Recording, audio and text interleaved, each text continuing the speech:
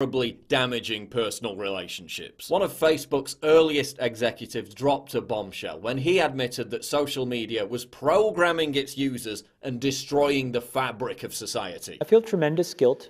It literally is a point now where I think we have created tools that are ripping apart the social fabric of how society works. That is truly where we are. Your behaviors, you don't realize it, but you are being programmed. It was unintentional, but now you got to decide how much you're willing to give up. Social media was designed to be addictive. It provides the same kind of dopamine hit that you get from smoking, drinking alcohol, or gambling. We know that engagement with social media and our cell phones releases a chemical called dopamine. That's why when you get a text, it feels good. Right? So, we've all had it where you're feeling a little bit down or feeling a bit lonely. And so you send out 10 texts to 10 friends, hi, hi, hi, hi, hi. Because it feels good when you get a response, right? Right? It's why we count the likes. It's why we go back 10 times to see if my Instagram is growing slower, did I do something wrong? Do they not like me anymore, right? The trauma for young kids to be unfriended, right? Because we know when you get a hit of dopamine, which feels good. It's why we like it. It's why we keep going back to it. Dopamine is the exact same chemical that makes us feel good when we smoke, when we drink, and when we gamble. In other words, it's highly, highly addictive. We're so addicted, our brains sometimes fool us into thinking a dopamine hit is imminent when it isn't. I'm talking about phantom vibration syndrome. This means those people think the phone is vibrating when it's really not. And psychologists say these fake phone calls are all in your head. Those who are big-time talkers on the phone or who use the phone to text or tweet a lot, well, they say they feel these fake phone calls more often. And so do people who are anxious or insecure. Next time you're in a car driving down a busy street, look out the window. Notice how many young people have their heads buried in their phones. Even in an environment where there are potential threats, obstacles, and things of interest to observe and absorb, they still can't tear themselves away. This addiction has overridden their basic survival mechanism of being aware of their surroundings in an open environment. That's how addicted they are. I mean, look at the one on the right. Do you have to make faces when you take selfies? Wait, one more now. Oh, there you go. Better angle. Oh, check it. Did that come out okay? That's the best one of the 300 pictures I've taken of myself today. Every girl in the picture is locked into her phone. Oh, Lord. Every single one is dialed in. Welcome to parenting in 2015. They're all just completely transfixed by the technology. Why are millennials particularly vulnerable to social media addiction? Because their parents and daycare instilled in them an endless, desperate compulsion for validation. This is the me generation. This is the generation with the lowest self-esteem ever. Hence the constant need for reassurance that they exist. What fulfills that need? Social media. This is a generation whose natural coping mechanisms are so eroded, they've adopted rampant narcissism as a form of stress relief. Where is that narcissism most rewarded? You guessed it, social media. Likes, shares and retweets are to a millennial what a pacifier is to a baby. It's literally infantilizing our brains. It's regressing us back to infanthood. And what's another trait of infanthood?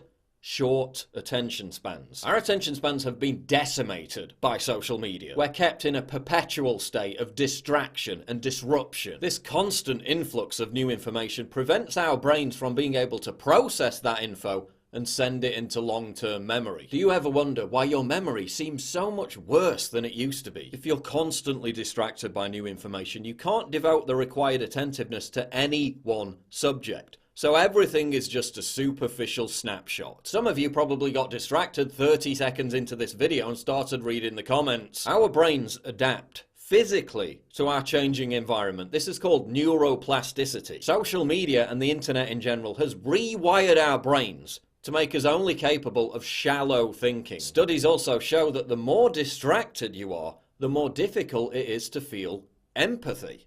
Another casualty of social media. Social media also causes depression because people are seeing the carefully curated highlight reels of other people's amazingly interesting lives, then feeling inadequate and lonely when they compare it to their own. An added irony is that while millennials use social media to alleviate their stress, it's actually causing them more stress. The University of Queensland study found that quitting Facebook for just 5 days led to a noticeable drop in cortisol levels. Social media can also be blamed for the obsession with identity politics that's tearing apart the fabric of civil discourse. Real-world experience forms rounded characters. Social media draws us away from the real world. This vacuum of real-world experience causes confusion and identity crisis. Hence, 75 different genders. There's even a link between the rise in smartphone and social media use and the emergence of college campus snowflakes.